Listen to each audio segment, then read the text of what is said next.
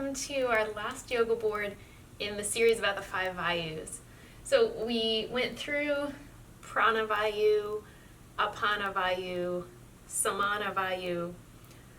Our last board was on Udana Vayu, and now we come to VYANA Vayu. And VYANA Vayu is the last one because it integrates all the other Vayus. All the other directions of movement are brought together in this final Vayu. With the other boards, you'll notice that the Vayus are associated with a physical space in the body. Like Prana Vayu is in the space of the lungs and around the heart in the chest, the upper part of the torso.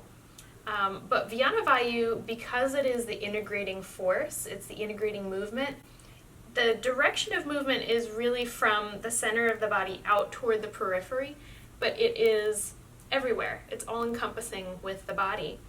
And just a little bit more focused in the arms, because the other areas, there's some other movements going on from the other Vayus, but the arms really have these huge expansive movements, and this is all about expansion and integration. So the upper body and the limbs are really the place where you'll find the strongest concentration of VYANA, but it's everywhere.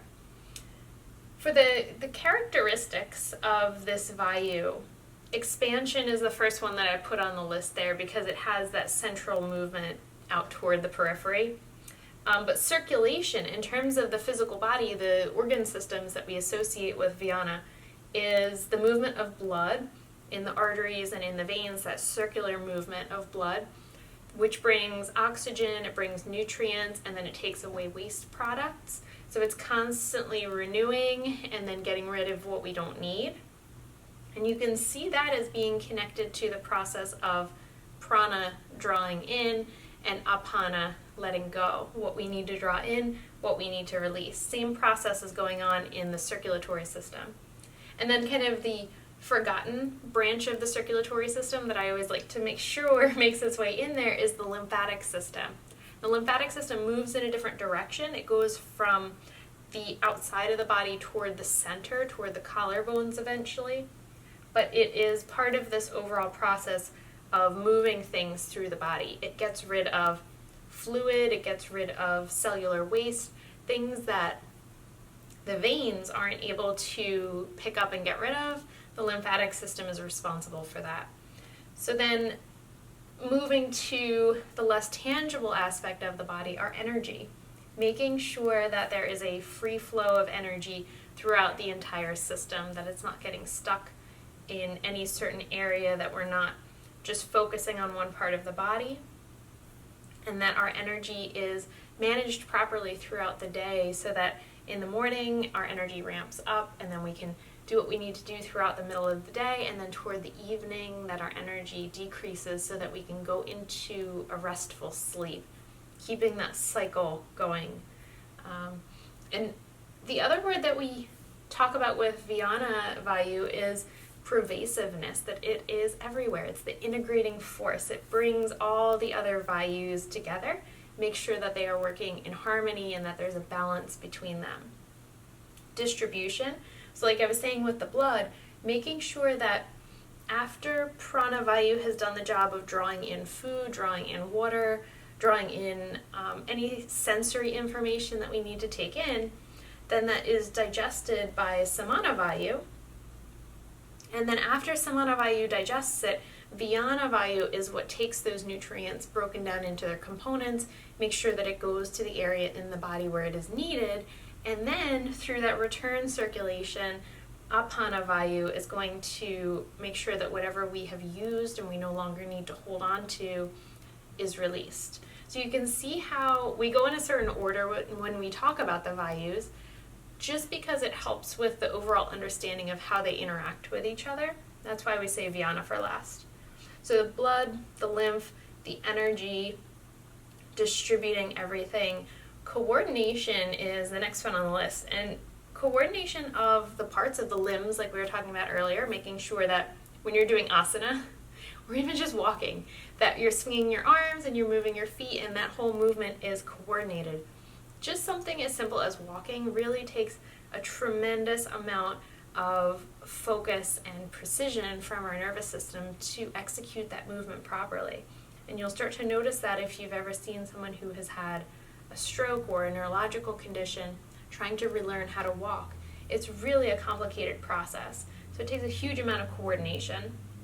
And then my favorite way of describing VYANA VAYU is the integration of the parts into a whole.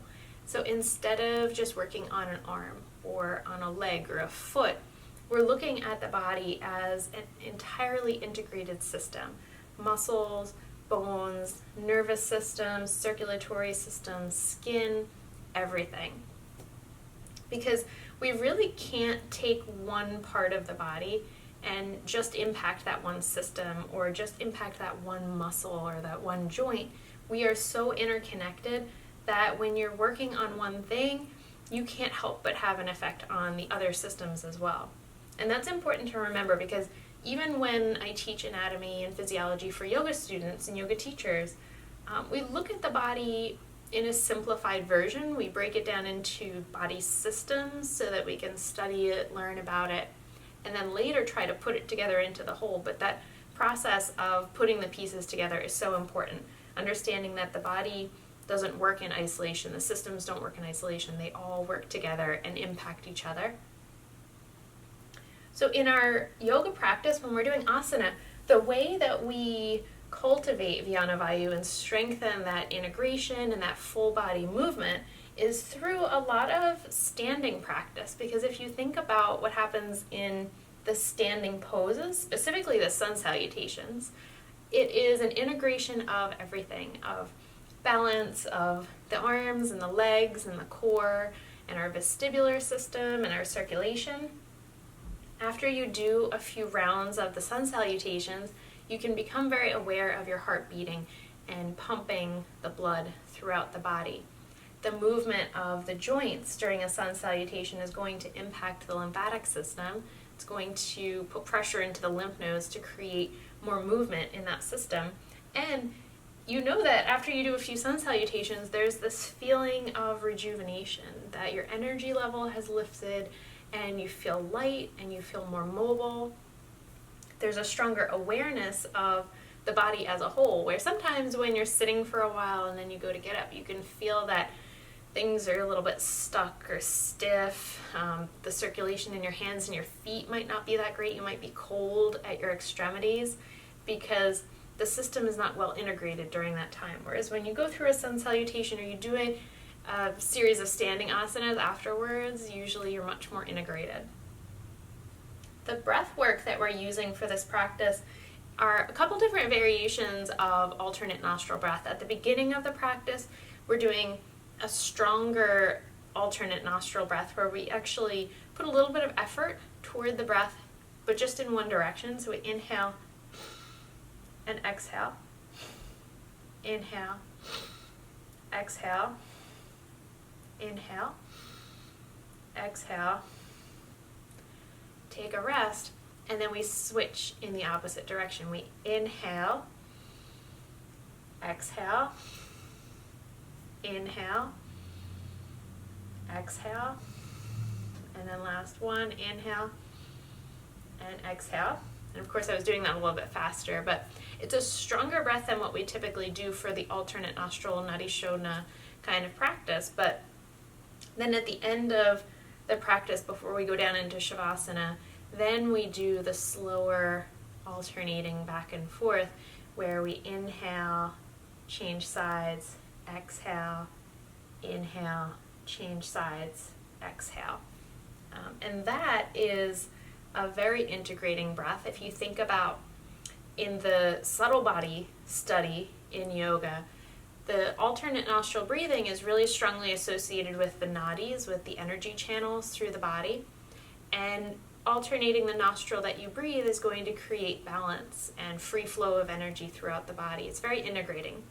It's a great breath to do before you go down into Shavasana, with Shavasana being one of those really strongly integrating poses that just being very supported on the floor. And it's like your time to reflect and soak in, what does your body feel like? What kind of state is your mind in? What is your breathing like? All of these different aspects of your being, seeing what the experience is in Shavasana after whatever kind of practice you've done. It's going to be different depending on if you did a restorative practice, a yin practice, or if you did a hot power yoga class. Very different experience at the end. But it's your time to soak that in, process it, and integrate it into all of the systems. And then at the end of the practice, when we roll over from Shavasana, you come over onto your side and you have your knees pulled up and you're just resting there for a moment. We have increased the level of awareness. You've brought your attention back into your body and back into the room. So that's another place where you're just kind of soaking in and integrating everything that your practice did for you that day. What was your experience of whatever you did on your mat? So overall, Vyana is just the system of movement, whether it's in the physical body, in the systems like our blood and our lymph, or whether it's in the subtle body, in the nadis, in the chakras, in our energy system. Just putting all the pieces together, making sure that the overall undifferentiated prana is doing all of the things that it needs to do to keep us healthy and to sustain our life. So thank you so much for going through each of the 5 boards in this sequence. And I hope that you will join me for the next series that we go through together. Thank you so much. Namaste.